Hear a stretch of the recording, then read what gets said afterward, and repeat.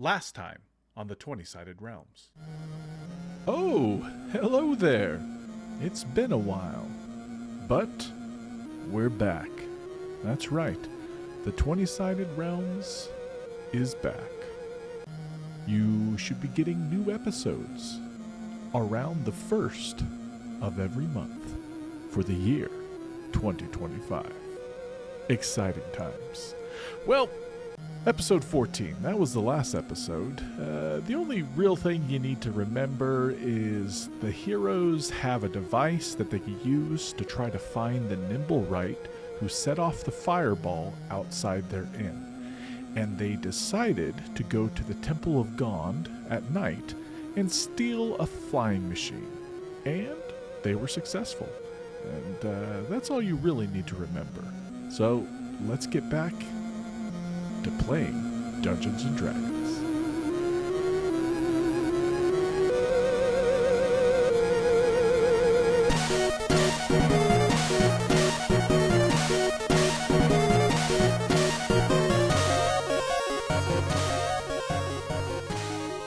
Welcome back to the 20-Sided Realms. Let's play Dungeons and Dragons.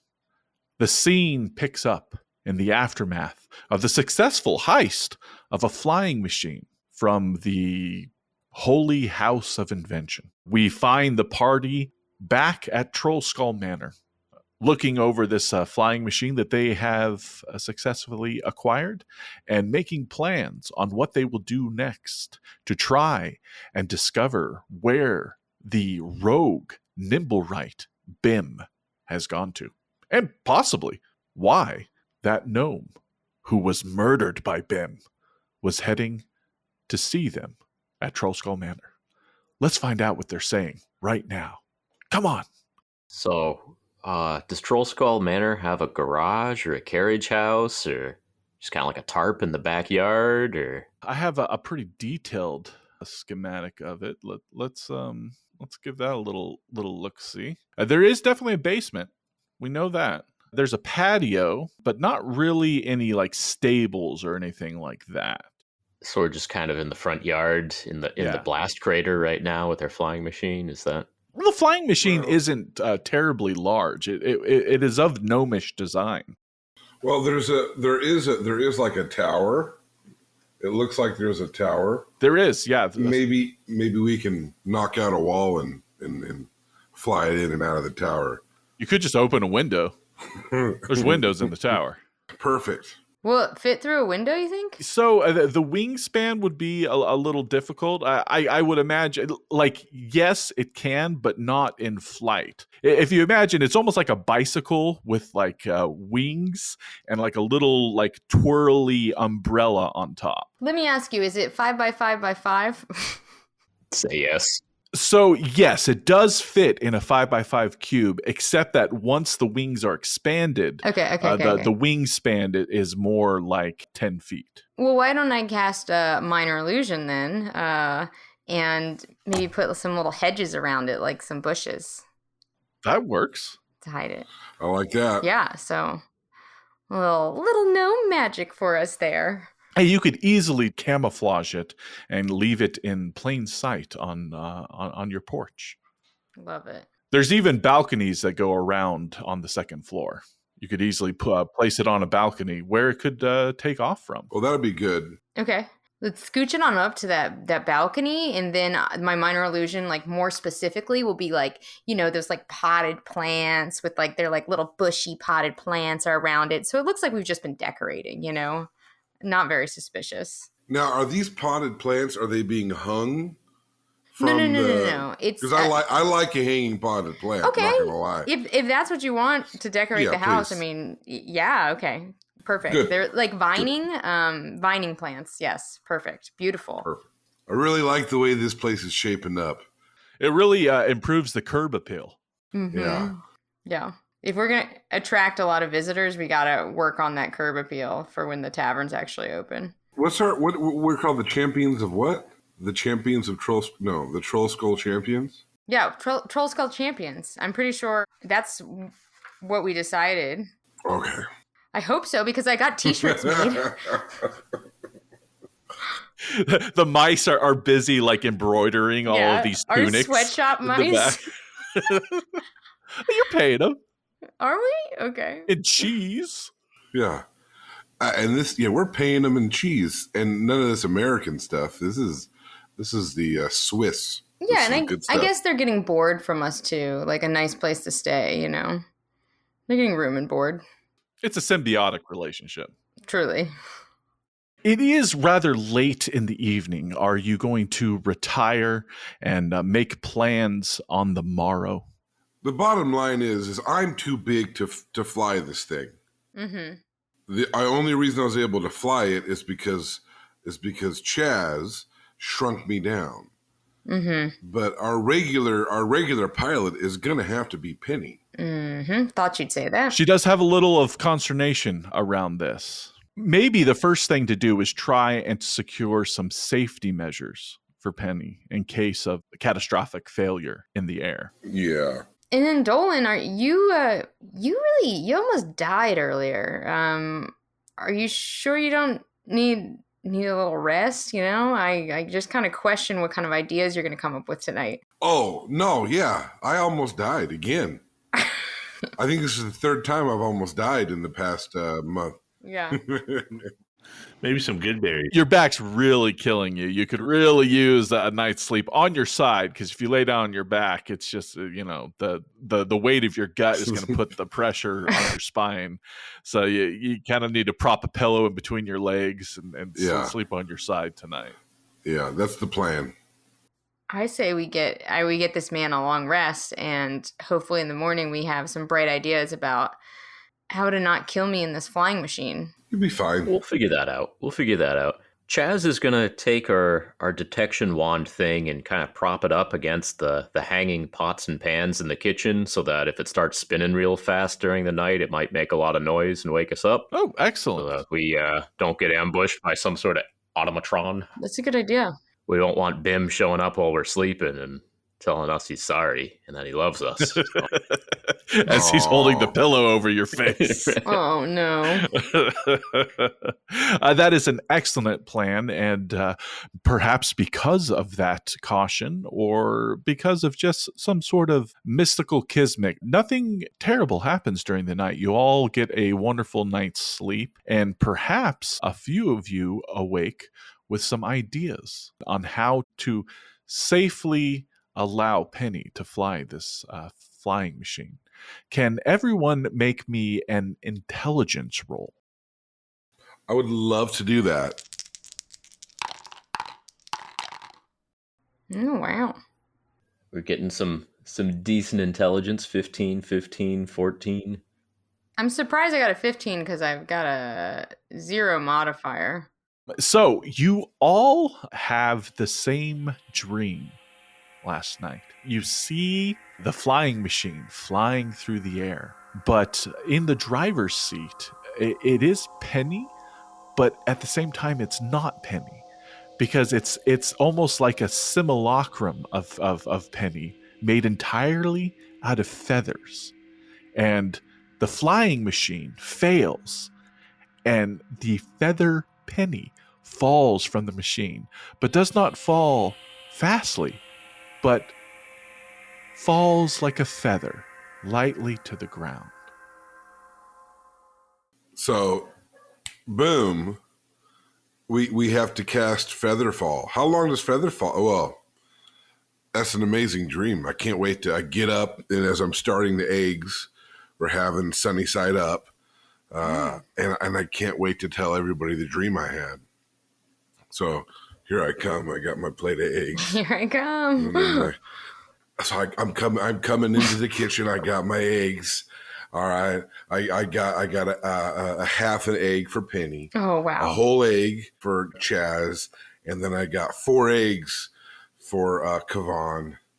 And I got a couple eggs for me. And then as I sat down, I said, okay, guys, I don't believe in the gods, but I think the gods spoke to me in my dream. I had a vision of how we can make Penny safer in the flying machine. Oh, really? Yeah, I had this dream. I woke up and I felt different, and I think this could work. we turn her into feathers. In my dream, Penny was actually a bunch of feathers. Okay. I don't know what it means, but like they say that the gods work mysteriously, you know, and I just don't know. But is there a way we can make her? Is there a way that have you ever had feathers before? Do forest gnomes ever like grow feathers? Not naturally, but it doesn't seem out of the realm of possibility to find some magic to make that happen. Chaz stands up, kind of finishes off the last of his egg there, walks out of the room for a moment, and he's gone for a few minutes. He comes back into the kitchen with 4 pillows and a couple of links to the rope and puts them right there down on the table. What's your plan there, Chaz? All right, we tie these to your arms and legs, and then that way if you fall, you're covered in feathers. Yeah, you'll land on a pillow, and that's soft. Penny, Mm-hmm. the Rangers do have access to a type of or a form of the spell Featherfall. While you aren't specifically trained in that, it is something that you are familiar with and you have heard of. It's a possibility for me. Yeah. And I'm obviously aware that like we have a deep connection to nature and other creatures as I hold up my little banana slug buddy here. So I get it. I just I'm not quite sure how to pull it off at this point. Perhaps if you knew someone who was more well versed in the powers of the arcane, perhaps even someone who sold arcane knowledge. Let's go visit Ninjon's character right now because he's a high level druid. I'm a high level ranger. Maybe Ninjon's character can explain to us. What do we think? You know, that's a pretty good idea. A little bit difficult to achieve. Although I could do the voice pretty well. I don't really need him here. I'll say, well, there is. We met the blacksmith. We met our blacksmith neighbor, and isn't there also? Don't we also have a neighbor who's also sells magical curiosities? And books. The bookworm. Yes. Why don't we go visit our neighbors? Maybe they can give us a lead on it. Alternatively, Penny could just not crash the flying machine. That's a great plan. Yeah, if Penny just makes no mistakes while flying the flying machine, I think we're all set. Unfortunately, can't guarantee that, and I now have a small slug child to take care of, so I'm not willing to take that risk. You'll save some money, though. It's harder than it looks, Chaz. Okay. Yeah, it did look pretty hard when you made it look pretty hard. Yeah, what we should Yeah. When everybody finishes up their eggs, we can make our way over to the bookworm. Yeah. Of course, say hello to our blacksmith neighbor as well. Yeah. I pass everybody a tiny cup of coffee to chug and let's get out of here. All right, you head over to the bookworm. You could see that the shop does have a little open sign hanging in the window. As you walk in through the door, it seemed dark beyond, but as soon as you open the door, all the lights turn on, all of the lanterns inside the shop, and there is a tiny little burst of fireworks that go off in the ceiling, and a puff of smoke, and once the smoke clears, you see the wizard in his golden robes, and he says, "Welcome back! Welcome back to the bookworm! I'm so happy you've returned! What can I do for you?" So, I am going to be pretty high up in the air, and I'm a bit nervous about that, as I could fall and die. And I'm familiar with a spell that I know some gnomes are able to create. Feathered fall, is that what it is, fellas? Are you a practitioner of the arcane arts yourself? I dabble. I dabble a little bit. I'm relatively new to it. But yes. Well, if you are an officially trained wizard, I could easily teach you the spell, and you could inscribe it into your spell book. So there's the problem. I am not officially trained, but I know someone who is, and I'm gonna gesture towards Chaz. What? Oh, he had a dream about feathers. He had a dream about feathers. Oh, I remember you. Yes, I could see your confusion here. My young friend Chaz, although does have a spectacular gift with the arcane, he achieved his powers not through study and reading, but through his birth. Put out my elbow and just kind of lean against the wall and wink at my friends. Maybe he's born with it. Maybe it's mage magic. Well, what is your profession? You said you have some familiarity with things arcane, but how do you come about these powers? Well, hello. I'm obviously a forest gnome. Yeah. And I'm gesturing at myself in my like forest gnome garb, like he would understand what that background means. And we're not the most magical, but there are quite a few of us that know magic. I'm a ranger, so I really. Oh, well, that's a dragon of a different color. Oh, is it? Great, fantastic. Okay, well, here's what I could do for you. So, you are a practitioner of the rangorial arts, yes. Yet do not know the ranger spell Featherfall yourself. Is that correct? Well, let me tell you what I could do for you. I could scribe you a scroll that will have a single word on it. You speak this word, and you shall fall like a feather. Because of your training with the forest arts, it should work just fine. Unfortunately, it's not free. It does take a lot of time for me to scribe these scrolls. I would have to charge you 50 gold coins per scroll.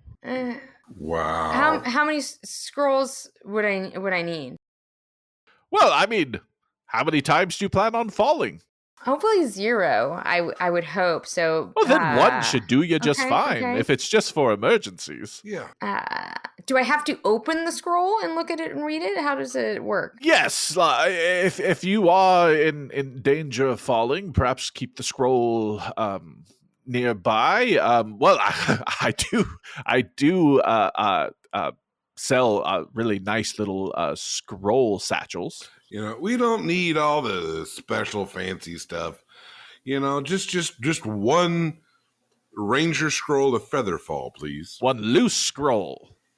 Yes. A Lucy, as I like to call it. We'll nail it to the dashboard. Should we have a little team meeting before we invest in this? Yes, that sounds great. He comes out behind the counter and huddles up with you. I'm so sorry. Am I not part of the team? No, not yet. But fine. You've got potential. He sneezes and he disappears. Achoo. We got plenty of money, and the bottom line is, if we're gonna do this safely, we need this scroll. Okay. Safety first. And I don't think a bunch of pillows and rope are gonna fix this. I agree. Yeah, I just wanted to make sure we're all okay with spending the money. Yeah. I think the hospital charges would be more than 50 gold, so I think this is okay. Yeah. If I made it to the hospital. This is true. So what we got 725. That gives us 675. 700 left. 675. Yep, 700 left. Now we could try to negotiate. If you want.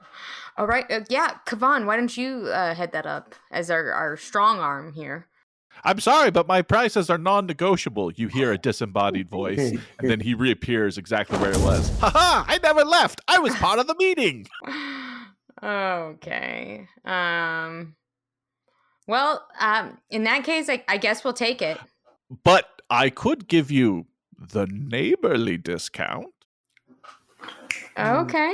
I mean, we hear the new owners and future proprietors of the scroll, future proprietors of the Troll Skull Manor. There it is. Got it. Also, we are also known as the Troll Skull Champions. That's a great name. I don't know if you heard of us. Yeah. I think down the road that we will have a strong business relationship because we are adventurers, and over time we're going to find magical items and things of that ilk, and we will gladly. I imagine soon this whole Like shop that will be- necklace. And he gives Chaz a big wink. Chaz startles and winks right back. And who has the necklace now? So we didn't even trade it. It's now gold plated and just sitting around Trollskull Manor. Yeah. The necklace of mind altered. Darn it, I forget the name. It altered your mind, so you can't really remember. It's okay. It did. Either way, not only are we neighbors, but I think that we're gonna have strong business relationships as well. All right, Dolan, give me a persuasion check with advantage. Okay, 23. Wow. Well, for you, my new neighbors, I could do this barely above cost for 40 gold. Sold. Oh, look at that! I got a little bit of whatever that is. A little egg. You guys go to shake hands, and there's still egg all over Dolan's Yeah, hand. there's egg all over those. Like, oh, someone had eggs this morning. All right. He summons a little mage hand that goes behind the golden curtain and comes out with a little scroll, and he plops it down. And then the mage hand kind of like turns up, palm facing forward, and makes a little wiggly noise, like, give me some gold. Pay the mage hand. Done. Dolan gets his pouch out, puts out the 40 gold. The mage hand counts it, gives the wizard a thumbs up. Well, our business is concluded. As directed, the scroll has merely one word that, it should look like gobbledygook to anyone who doesn't have the right know-how or innate magical abilities. But to Chaz and Penny, you see the word, "Oh crap!" Printed on the scroll. It's like one word, though. Yeah. There's no Okay. spaces. It's Got just all, it. "Oh crap!" And if you say the command word, the spell should go off. Yeah, nobody say it, though. We gotta as a save bonus it. action. Okay. You want to practice reading it? No, we No, can't. don't do that. It will only work once. Stupid. Well, neighbor, I'm glad we can do business. Until next time. All the lights go out, and he disappears. I guess they're closed now? Okay. The mage hand opens the door for you, and then gives you a little shushing motion. So now that Penny's protected, what? Maybe we should do it at night, or people might see the machine if we go out Yeah. early. I should have dark vision, I believe. Kavan brings up a good point. Yes, I do have it. People. I mean, we did steal this thing from the temple, and if we are flying around at the daylight, I think people are going to know that we have it. So, yeah. I mean, I could see probably roughly like 60 feet in front of me with kind of my level of vision. Might not be great for flying, but probably enough to not crash it into a tree. I still don't feel very safe about this entire situation, if I'm being honest. But I'm trying to be a team player. Maybe you could cast illusion and make the flying machine look like a bird. A really And then big you could bird. just go out. Or just a cloud. Or a cloud, yeah. Oh, yeah. That's a good idea. That's true. If you're more comfortable going out during the day, the illusion should be easy to maintain, especially at a higher distance. Or a griffin. That's true. Even if you just made it look like a griffin, griffins are Yeah. flying around the city all the time. Yeah. Great idea, Chaz. That's a good idea. Could look like a police officer. That would be fun. I was gonna say you can only do an illusion of a 5x5 Yeah. by 5, right? Mhm. So the wings that stick out, you won't have an illusion. Correct. So if you make it look like a griffin, but the wings are mechanical wings, it's like when you have those puppies or those dogs that don't have back legs that work. Oh, They yes. have like a little thing. Bionic like, so pets. this is like a bionic griffin. Mm-hmm. Yeah. Or you could make it look like a different flying machine that we didn't all steal last night. But how often do we see flying machines? I don't know. Yeah, I mean, They're a little rare, I would Yeah. say. Probably extremely A rare. little too high profile right now, I feel like. It's like if you stole a car and then you painted it a different color, like it's still a little sketch. I mean, a carriage, that is. If you stole a carriage and painted it a different color. Yes. A carriage. A carriage. Excuse my no mispronunciation. Maybe we tie a string to it and we'll pretend it's a kite and we'll make it look like a kite. You can run around on the ground. That's a great idea, Dolan. I'm not Dolan. And plus, you can have people look at you instead of the kite. Hey, look at me! Look at me! Now that was Kavan's idea, not you're mine. right. You're right. It was Kavan. I think we have settled on illusionary disguise and go out in the daylight where it's a little easier to see and perhaps a little safer. I believe you are attaching the scroll to the dashboard, so it is within easy reach. And you've familiarized yourselves with the controls. There's like some foot pedals that adjust its upward and downward lift, and you're able to control the wings. And not confidently, but competently, you are able to lift off into the sky with the little umbrella wand in hand. And you start hovering above the towns and doing a grid of the city, working outwards from Trollskull Manor. And by the afternoon, you have not encountered anything until you're over the castle ward near one of the richest neighborhoods of the castle ward, which is saying something. And you fly over a very nicely appointed manor with some lush trees and bushes in the yard. And the little umbrella starts spinning like crazy. Can I swoop a little bit lower and see if I can get a better idea of where exactly? Yes, you definitely swoop a little bit lower, and you're able to get close enough to see a plaque on the gate that names this fancy house as Grand Lund Villa. It is called the Grand Lund Villa. Grand Lund Villa. The name itself is not familiar to you, but it is weird enough that it sticks in your mind and you shall never forget it. Remind me, how far out are the rest of them?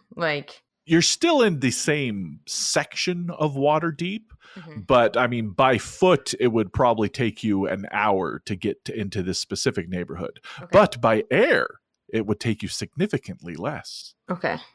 Cool. You think you could get back to Trollskull Manor within a matter of 10 minutes? Okay. If you fly directly there. I'm trying to decide how much exploring I want to do before reporting back. Can I do a perception check to see if there's any red flags that really jump out at me here? Yes, you may. Oh, wow. I'm really perceptive right now. You are flying a little bit lower so you could get a peek into some of the windows. And in one of the upper windows, you absolutely see the form of a Nimblewright walking about. And there is a very fancy looking lady and two other humans in there, and they definitely seem to be in a very heated argument. You can't hear anything because the window's closed, but you are able to confirm that absolutely there is a Nimblewright inside there. And the people arguing, is the Nimblewright involved in this argument seemingly? It seems to just kind of be standing behind the fancily dressed lady. But the Nimblewright is closest to the window, and this is why you were able to perceive. Yeah, and I don't recognize either the fighting people. No, you do not. Okay. And that's kind of all I noticed. I didn't notice anything in other windows I flew by. There's 2 mastiffs that are like roaming the yard, and you see a groundskeeper that seems to be tending to some roses in the garden. Mm-hmm. Outside of that, you don't really notice Okay. anything else. I'm thinking I'm like feeling like I almost want to fly back and tell the fellows what I saw, but before I do that, like because I'm still in the air, can I like kind of fly around the perimeter of this manor and or this villa and see if there's any like places that look like it'd be easiest to sneak in kind of thing? Should I do another type of check? Would you like? No. I think we have established your. I'm very perceptive. So you do notice that the structure's walled off. So there is a large gate that surrounds the whole structure. There is a one entrance into the gate, Okay. and the gate kind of goes into the building. Like parts of the building are exposed right to the street, and there's windows, but the windows are all on the second story of the structure. And there does seem to be around the back, maybe the easiest way is there is a carriage house that there's a door into the carriage house that extends out beyond the gate. Like the gate continues to the left and right of the carriage house. So that might be the easiest entry point is through the carriage house. Got it. Okay. And the carriage house is kind of on the facing the back alley of the street. Probably going to be like the least lit at night too. It's possible. Okay. I'm just. But you thinking do alleys, notice yeah. that there are lanterns throughout the perimeter Okay. of the house. Okay. It's a fancy house. Mm-hmm. Yeah. I mean, anything with the Grand Loon name in it is, gotta be fancy. Grand Loon. I mean, Grand's in the name. Yeah, you can tell. All right, so I feel pretty satisfied with kind of this fact finding mission, and so I'm gonna go back and kind of relay what I've seen to my pals. Penny downloads all this new information into you with an eloquent monologue. Hello, I'm back, and I have something eloquent to say. I think we're on to something. I think I'm assuming I found Bim. So there's this villa, this big fancy place, and it's fancy because it's called the Grand Loon. And the Grand Loon. Are you familiar? Said. You're familiar with the Grand Loon name. They're a very wealthy family, part of the nobles. You know that Lady Grand Loon has been vying for a place. She has aspirations for political power. Okay, so she's in politics. Absolutely. Of course, corruption.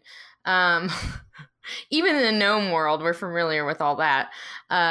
So I continue to explain that I saw a Nimblewright and I saw these fancy people arguing and kind of give them the lay of the land. And I think my suggestion is we maybe go back at night to sneak in. Yeah. Well, that gives us time. I can make us a quick dinner. We can get fueled up. Quick bread bowl. It'll probably take us about an hour to get there on foot. Mm-hmm. If I know my way around the city.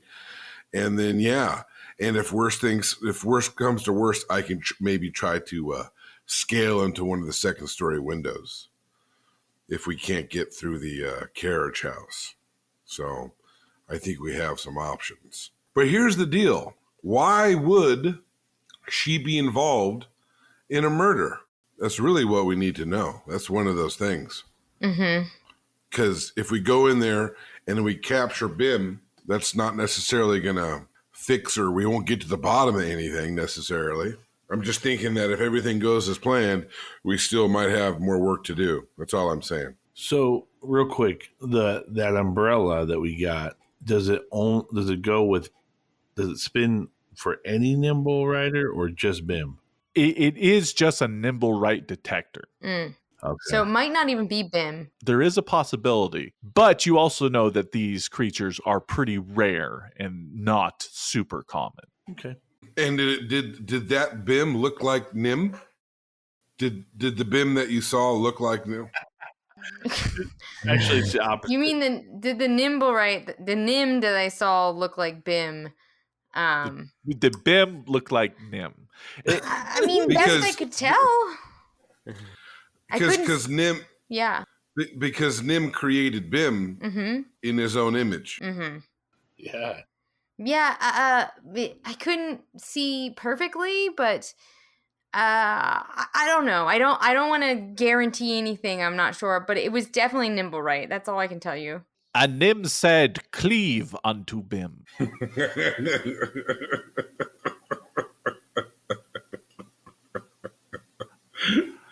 And grow this garden. Genesis. Some good old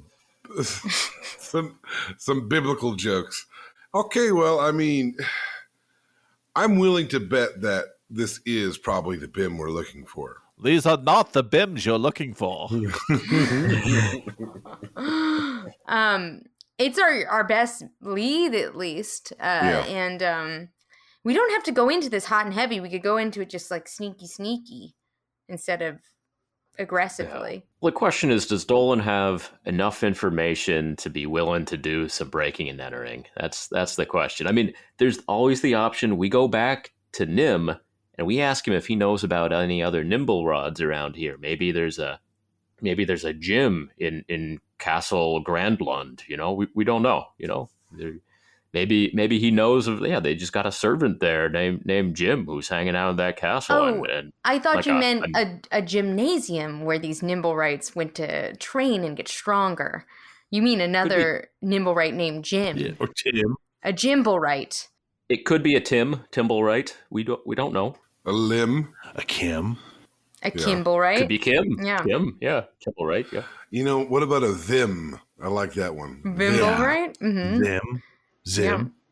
Zimblewright? Yeah, I mean, it could be Or any Steven. of these. Or Stephen Wright? I think he wrote some good plays. Yeah. Okay. There's obviously lots of Nimblewrights out there. Famous ones, anyway. Yeah. But are they all here in Waterdeep? Not I don't necessarily. know. Yeah. Well, I think we should probably just munch down on the walnut bread that I'm making, and then that'll give us a temporary hit point boost, and then we can make our way to the manor. You are all well snacked and wait for nightfall, and you approach the Granhuld Villa. For the record, I'm leaving Sluggy at home for this mission, just because Sluggy's still kind of small, and I just feel like be safer with the mice at home. I'll assume. We can assume. But we should probably define that whenever we go out on missions. Yeah. Whether Sluggy's coming along. Sometimes it's appropriate to bring your kids. Sometimes it's not. Absolutely. Definitely don't want your kids around politicians. Mm-hmm. Yeah, for sure. Don't let them kiss your babies. The lanterns are all lit in the Granhuld Villa. You circle back behind and easily find the carriage house that Penny scouted out for you in her previous reconnaissance. You sneakily approach, or nonchalantly approach, the carriage house. You notice that it is two large steel reinforced wooden carriage doors that are on here, and there is a large padlock that has it locked. You hear faint sounds of horses inside of the carriage. What do you do? Well, it's stealth, pickpocket. I mean, I have to use a tool. I'm going to use my tools. Okay. This would be a dexterity-based check, and you will have proficiency on it because you're using your thief tools. Yeah, and I am proficient in those tools. I'm like, okay, guys, I'm gonna try to open up this lock real quick here. Just keep an eye out, okay? Give me a if you see someone coming, okay? Okay. Chaz says, "Woo!" And you turn and look at him, and Chaz looks like Nim now. Oh. Ooh. And then he winks at you. Yeah, it's creepy. But he has no eyes. Chaz tries to wink. He's like cocking his head a little bit. You could tell You he's can tell, winking. yeah. Yeah, you can tell. And he can't talk now, I assume. Like, Chaz, you can't talk right now? Actually, I mean, Chaz can still talk because this is essentially just an illusion that's over him. But if he does talk, it would probably, clue into anyone that maybe he's not actually a Nimblewright. Got it. I assume I have a thumb. Give a big thumbs up. Oh yeah. Maybe a little okay sign. Yeah. Well, you could talk now, right? Because we're not around anyone, but... All right. So you rolled a 10 on the die. Let's figure this out. Is your dexterity bonus a +2? My dex bonus is a +2. Okay. So that means you got a total of 14. And unfortunately, this lock, as you're working on it, you discover something that you've encountered before, that this is not just merely a mechanical contraption. There is an air of enchantment, and you think that no matter how long you wiggle around in here, you're not going to get this lock off. All right, guys. Doesn't matter how long I wiggle around in this thing. I'm not going to get the lock off. There's an air of magical enchantment. We got to come up with another way to get in. How tall is the wall surrounding the yard? It is a 10-foot wall that surrounds the property. Okay, that's not too bad. Let's see here. What other options? We do have the 2-story windows. Mm-hmm. I say we go around the back of the cart house and see if we can boost someone over the wall. Do you have your climbing gear with you there, Dolan? Always. Yeah. I got my leathers on. I'm all oiled. It's like, when you like when leather can be shiny, like this is dulled down. Yeah. Like this is, yeah. So I got my ropes. All right. Kavan, are you willing to give Dolan a boost to get up the wall? Of course. So why don't you, Dolan, make an acrobatics check with advantage. Meanwhile, a mage hand is taking a grappling hook and gently putting it on the top of the wall. Dolan, you easily get up into the top of the wall and you see a mage hand securing a grappling hook, meaning that you don't have to drop a rope down. For there is now a rope. With this rope secured, everyone should easily be able to get up and over the wall. This is a substantial wall with a parapet. So you duck down, Dolan, as soon as you get up over the wall, and you look to your left and right, and you don't see any guards or anything walking about. And as your eyes scan the yard, I want you to give me a perception check, Dolan, as everyone else climbs up the wall. Absolutely. 24. You don't see anything except over by the trees on the northern wall. You are currently on the eastern wall. You see some weird shadows move across the floor, move across the grass, and then just blend into the shadows of the tree. But you see nothing was attached to these shadows. I'll use my hand signals. Hand signals are really good for a podcast. Now describe to me, Dolan, what your hand signals meant. They all know it as, hey guys, look at me. Now look over there. What do you see something? Do you see? Does Chaz, do you have detect magic? No. Great. Cool. Oh, I couldn't possibly. Great. Nim's head shakes back and forth at another thumbs up. No. So no one, everybody shakes their head at me. They don't see nothing. No one else saw these weird shadows that you saw.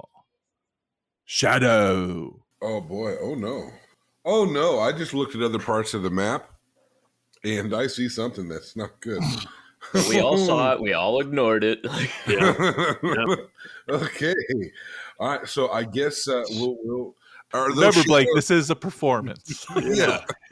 Oh no. Are those shadows? Do I still see them?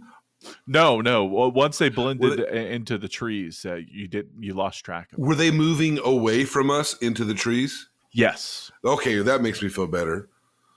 Okay. All right. So I guess we'll take the. I'll take the rope and put it down, and we'll climb down the other side. All right. At this point, I would like everyone to give me stealth checks. Uh-huh. Good thing I left a baby at home. That will help with the stealth. And this is where my knee starts to click. Nim got a 2 for a roll, so Nim's just walking down the path. Well, I think everybody. No one really crushed it this time. I think we're all doop-a-doo, doop-a-doo. All right. So everyone except for Kavan got under a 10. Well, Kamban is obviously the most sneaky of the group Yeah. with his tiny little stature. A little peek behind the curtain. The number you needed for this check was 10. And I just needed at least half of you to succeed. Wow. But as I'm looking at it, we only have one We out really of let 4 you down. successes. Dolan, so Chaz just kind of drops down, and your illusion is so good that it's actually not just visual, but audible. As you walk, you creak and make a lot of wooden clacking noises. You're just too good at disguising myself. I'm doing the arm swings too, like just really out there. Yeah, arms out to my side, swinging like crazy. Like, Really creak, committing. creak, clack, clack, clack. Yep. And Dolan, this is something that happens to us all as we're aged. These sounds come out of us that like we're not even conscious about it. As you get down to the floor and release the rope, I grunt a little bit, right? yeah, it's just like, ugh. He's just getting up. It's just something that happened. Like you're not conscious about it. It just what are you gonna do about it? It's so true. It is so true. After you are down on the floor, you see right ahead of you, there's like a main part of the building. The carriage house is completely separate, and there's a little stone pathway that leads up to like a smaller building that is attached to the main building, but this definitely doesn't have a second floor above it. And there are 2 doors leading into that, and around the corner you assume is probably the main entrance. How do you wish to proceed? Okay. Well, I'll be like, guys, I did see some shadows going towards those trees. So as we move forward, let's keep our eyes peeled. Okay. Okay, yeah. Who else has dark vision here? Anyone? It is just you, Penny, but Okay. the property is well lit and the moon is out. That yes, everything is dark, but I'm just thinking no for one these these shadows in the corners. Like if Dolan is, I mean, so Dolan doesn't have dark vision, so they're that visible. Yeah. Okay. Yeah. That was bizarre. As you start approaching the houses, it's interesting that this warning from Dolan is fresh in your head, as 3 shadowy forms race towards you from the tree lines just beyond. They form themselves into humanoid shapes with large gaping mouths and shadowy fangs. I need everyone to roll initiative. Oh, You hate to hear it.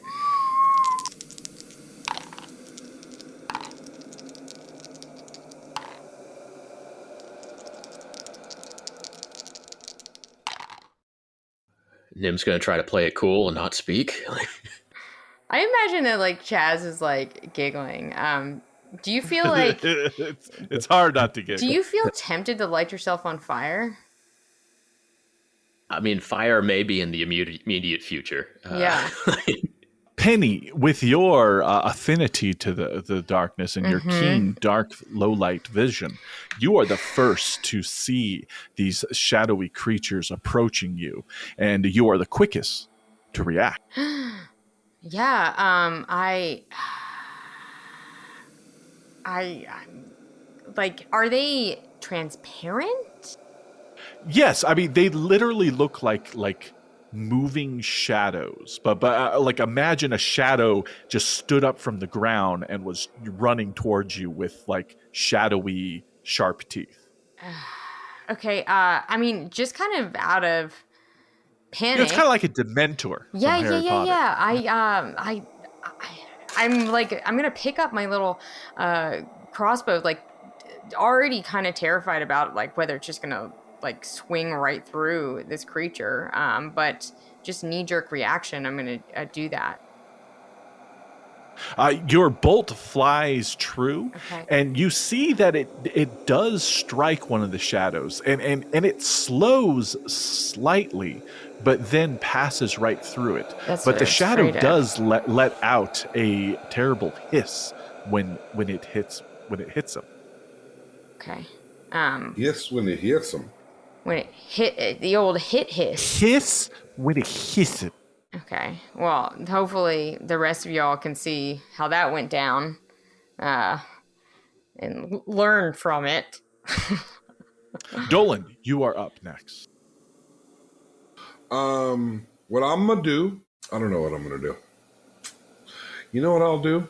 I will go ahead and ready up my short bow, and I will fire it at the one that I saw Penny shoot at. Okay, here we go. Man, that's a miss. And then I will do a cunning action to move like right here. Okay, Dolan, you let your arrow fly, but unfortunately the shadowy form is hard to discern in the darkness, and it is absolutely a miss. The shadows now advance. The shadow knows. The shadow that was shot by Penelope rushes forward, and it comes into contact with Kavan first, and it reaches out with some sort of terrible shadowiness. Yeah, there's terrible shadows. And it tries to rake its shadowy claws against Kavan. But a 7 versus your AC is definitely a miss. Not going to be good enough, shadows. Not against Kavan the The Mighty. next shadow runs towards Dolan. No, what? No. I hid. I did not. I moved. I shot. I moved. Then I did my cunning action to hide. And then I will do a cunning action to move like right here. I did not see you roll your stealth. Okay. I figured out I wanted to do that too late. And what are you hiding behind? The darkness. Very good. Give me a stealth roll. No, that's okay. So- Go. In order to hide, you have to be able to not be in direct sight Yes. of the people you're hiding. Yeah, just go. And Just- unfortunately, you're in grass, and the grass isn't tall enough. I closed roll 20, so just go. Oh, you closed roll 20. Excellent. All right. That's a solution. Just rage quit, dude. Stop rage quit.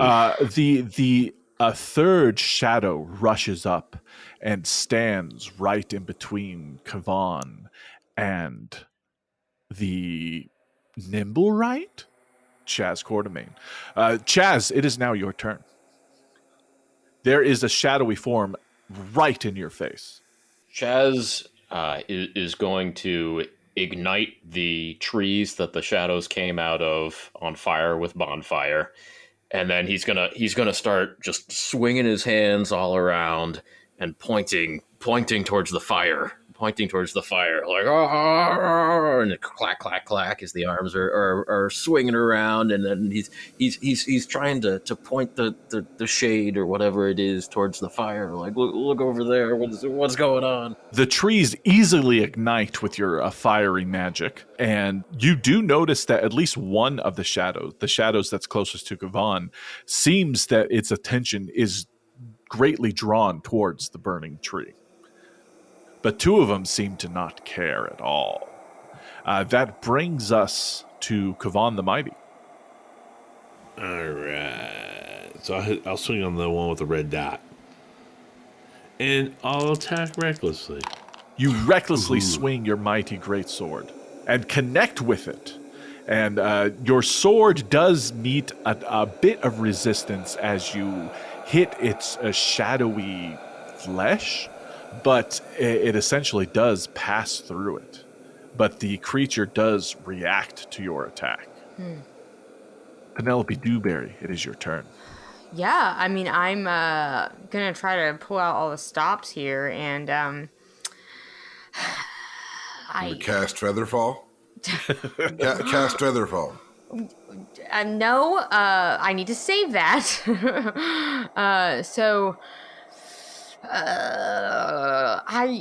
I'm like patting my pockets down, trying to see if I have any items or anything to throw on this this creature. And I'm not an idiot.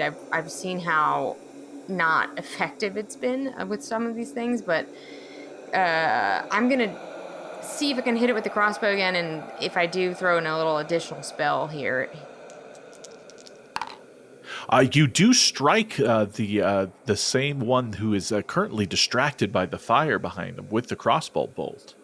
So I'm gonna try to cast Hail of Thorns here, which sorry, I can't talk. So the Hail of Thorns here is going to create a rain of thorns that sprouts from the weapon. I guess I should have done that at the same time. I don't know. I don't think it specifies, but it needs. Yeah, as the arrow is flying through the air, it sprouts out all of these thorns. Okay, cool. So the creature needs to make a dexterity saving throw. Por favor. Ooh. As the bolt flies through the air, it sprouts out all of these extra thorns, and the shadowy creature will make a dexterity saving throw. It rolls, unfortunately, a 21, but I believe it will take half damage on a success. So roll an additional D10. Where are my dice? Oh, hell yeah. Ooh, very good.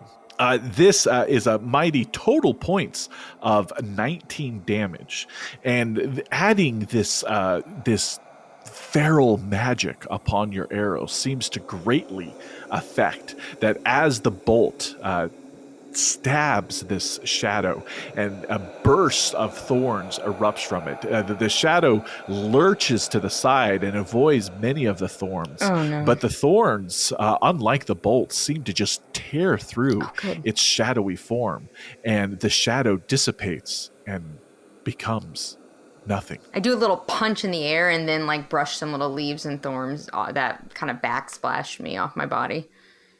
Kavan gets a couple thorns in him too. Oh. But he doesn't even notice. Dolan, Shingle Splinter, you notice that the shadow that is in front of you, when its companion over there bursts, it seems to let out almost a whimper, but it quickly recovers and focuses its energy against you. So what I'm going to use my cutting action to disengage, and then I will move, and then I will go ahead and move away from that one that's on me, and then I'll get into flanking position with Kavan, and I will attack that creature, the other one. The remaining one that's in between Kavan and Chaz gets stabbed in the back by Dolan. Possibly. Make your roll. Yeah, I did. Nope. Again, you rolled the exact same thing, a 6, once again. is a fail. Yeah, Dolan's just he's not what he used to be. He's had a hard go of it lately, okay? But yeah, what he's lost in combat skills, he's gained in cooking skills. Yeah. And and the quickest way to a person's heart is through their stomach. The shadow, seeing Kavan as the most dangerous foe, although he is surrounded by 3 foes, it will focus its terrible shadowy claws against Kavan. A 12 will not be enough to hit Kavan. The shadow then puts itself into a flanking position with Dolan. Ooh, double flank. The old double flank. The old double flank. And the third shadow will try to rake its claws against Dolan, but makes the exact same attack that Dolan has now made twice in a row. Rolling a 6 versus Dolan AC is not enough. Chaz, it is now your turn. The fire that is engulfing the tree is really taking hold and seems to be gaining momentum. That gives me an idea. Dolan! Doc, Dolan! Chaz puts his 2 thumbs together, puts his arms out, and Burning Hands calls forth. And I don't know if Dolan is able to duck or not, but there are currently 3 characters in the cone. Yeah, Dolan, you're going to have to make a dexterity saving throw, but I'm going to give you advantage since you got a little bit of warning on this. The other 2 shadows will attempt a dexterity saving throw as well. One of them is successful, and one of them fails. Dolan, you are successful. Roll that damage just once for me. I believe it's 3d6. You're right. It is. 3. Oh, jeez. Oh, jeez. Almost maximum damage. That's 16. 16 points of damage. So, Dolan, unfortunately, you will take 8 of that. But remember, you had some temporary hit points. That will help. Mm-hmm. You're still a little singed, but it is enough to completely burn away any traces of these shadowy creatures. Do I get to retain my disguise even if I cast some sweet spells? Yes, it's only if you cast another spell that requires concentration. Would get rid of your disguise. Okay. So nothing else that you have cast requires Nim begins dancing, and the limbs are just flailing wildly out to the sides, clacking and creaking, and just it's a very nice robot happy dance. Yes. So there is a bit of a timer that has now been set because there are now 2 trees in the courtyard that are on fire. This fire will undoubtedly be noticed by the neighbors and will probably call the fire brigade towards the house, and possibly the inhabitants of the house will see this fire as well. My question is, what are your next actions? For they must be quick and decisive. I'm going to turn to Chaz immediately and I'll be like, I know you can start fires, but can you stop fires? A mage hand reaches out and starts to pat at some of the grass that's been a bit singed. Is it does helping? A great job. Oh, okay. It doesn't do anything about the trees that are raging. Oh, okay. But, that's it, Chaz? Can you? The mage hand moves faster. Oh, jeez. All right. Well, we're here to get Bim. So let's move quickly, and I start making my way towards the door. You make your way towards the door. You find that the door is surprisingly unlocked. You go through what looks to be some sort of barracks. There's several beds and a card table. This is the smaller building that's attached just right to the side of the house. There doesn't seem to be anyone here. Okay. Are there lights on in here? Yes, there are lanterns around the perimeter and inside. And they're actually lit. Got it. Out of curiosity, am I able, are they like oil lanterns or like candles? Is there any way to tell? They are. Okay. They're definitely oil lanterns. This is a very fancy place. So a little bit harder to tell how long ago they were lit. I'm just thinking. Yes. Yeah. I mean, unfortunately, It looks like, just looking at them, looks like there's plenty of oil. They should be able to burn throughout the night, most likely. Got it. Okay, well, I continue to be on the move. We got a timer, guys. We got to keep moving. We got to find a staircase. You leave this small barracks that's attached to the house that has no entrance into the house and come around the corner to the main courtyard. You see that 2 double doors are open. As you walk up to these double doors, there is quite an astonishing sight inside. The floor of what is the main hall and dining hall and entrance to this manor is strewn about with blood and bodies. Oh, my Lord. Jeez. No. There are at least 4 dead bodies on the floor. And now that you've come around here and are close to the door, you hear the telltale sounds of fighting still going on. It's fresh blood, fresh bodies. Very fresh. And there is certainly fighting that is continuing upstairs. And we will find out what the party does next time on the 20-Sided Realms. Bum, bum, bum. Wow.